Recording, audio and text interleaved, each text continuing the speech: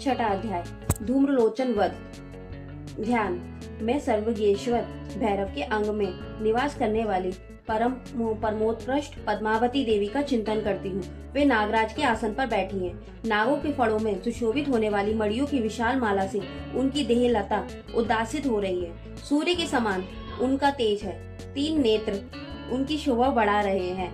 वे हाथों में माला, कुंभ, कपाल और कमल लिए हुए हैं तथा उनके मस्तक में अर्धचंद्र का मुकुट सुशोभित है। ऋषि कहते हैं, देवी का ये कथन सुनकर दूत को बड़ा अमर्ष हुआ और उसने दैत्यराज के पास जाकर सब समाचार विस्तार पूर्वक कह सुनाया। दूत के उस वचन को सुनकर दैत्यराज कुपित हो उठा और दैत्य सेनापति धूम्रलोचन से बोला, धूम्रलोचन, तुम शीघ्र अपनी सेना साथ लेकर जाओ और उस दुष्टा के केश पकड़कर घसीटते हुए उसे बलपूर्वक यहाँ ले आओ।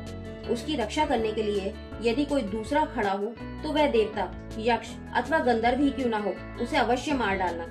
ऋषि कहते हैं, शुंभ के इस प्रकार आज्ञा देने पर वह धूम्रलोचन दैत्य 60,000 असुरों की सेना को साथ लेकर वहाँ से तुरंत चल दिया।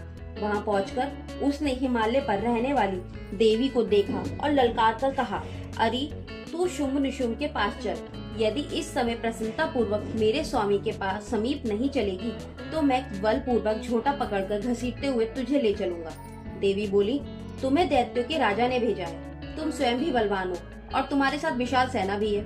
ऐसी दशा में यदि मुझे बल पूर्वक ले चलोगे तो मैं तुम्हारा क्या कर सकती हूँ। ऋषि कहते हैं, देवी के यो कहने पर असुर धूम्रलोचन उनकी ओर दौड़ा। तब अंबिका ने हूं शब्द के उच्चारण मात्र से उसे भस्म कर दिया। फिर तो क्रोध में भरी हुई दैत्यों की विशाल सेना और अंबिका ने एक दूसरे पर तीखे सायों का शक्तियों तथा फरसों की वर्षा आरंभ की। इतने में ही देवी का वाहन सिंह क्रोध में भरकर भयंकर गर्जना करके गर्दन के बालों को हिलाता हुआ असुरों की सेना में कूद पड़ा। उसने कुछ दैत्यों को पंजों की मार से, कितनों को अपने जबड़ों से और कितने ही महादैत्यों को पटककर ओट की धाड़ों से घायल करके मार डाला। उस समय सिंह ने अपने नखों से कितनों के पेट फाड़ डाले और थप्पड़ मारकर कितनों के सिर धड़ से अलग कर दिए। कितनों की भुजाएं मस्तक काट डाले तथा अपनी गर्दन के बाल हिलाते हुए उसने दूसरे दैत्यों के पेट फाड़कर उनका रक्त चूस लिया। अत्यंत क्रोध में भरे हुए देवी के वाहन उस महाबली सिंह ने क्षण भर में ही असुरों की सारी सेना का संहार कर डाला।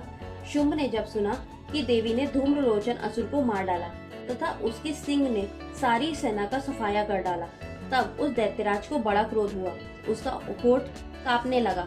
उसने चंड और मुंड नामक 2 महादैत्यों को आज्ञा दी, हे चंड और हे मुंड, तुम लोग बहुत बड़ी सेना लेकर वहां जाओ। उस देवी के झोटे पकड़कर अथवा उसे बांधकर शीघ्र यहाँ ले आओ। यदि इस प्रकार उसको लाने में संदेह हो तो युद्ध में सब प्रकार के अस्त्रों शस्त्रों तथा समस्त आसुरी सेना का प्रयोग करके उसकी हत्या कर डालना। उस दुष्टा की हत्या होने तथा सिंह के भी मारे जाने पर उस अंबिका को बांधकर साथ ले शीघ्र ही लौट आना। इस प्रकार श्री मार्कंडेय जी पुराण में सर्वाणिक मनवंतर की कथा के अंतर्गत देवी महात्म्य में धूम्रलोचन वध नामक छठा अध्याय पूरा हुआ।